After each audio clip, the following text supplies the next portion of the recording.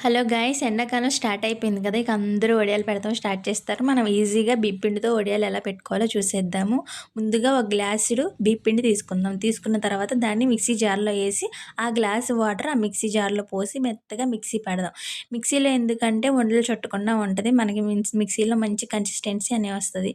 ఈ గ్లాసుకి 7 గ్లాసులు వాటర్ పోసుకోవాలి. ఆల్రెడీ 1 గ్లాస్ మనం మిక్సీ జార్‌లో పోసాం కాబట్టి 7 గ్లాసులు వాటర్ పోసుకొని తర్వాత పచ్చిమిరపకాయలు, మనకి కారం సరిపడా పచ్చిమిరపకాయలు, కొంచెం జీలకర్ర మిక్సీ పట్టి ఈ వాటర్‌లో పోసి రుచికి సరిపడా సాల్ట్ వేసుకుందాం. వేసుకున్న తర్వాత ఒకసారి కలుపుకొని ఇలా మసులుతున్న వాటర్‌లో మనం పెట్టుకున్న వాటర్‌లో ఈ బియ్యపిండి మిక్సీ ఉంది కదా! దాన్ని అందులో ఏసేద్దాం. ఏసిన తర్వాత చూసారు కదా!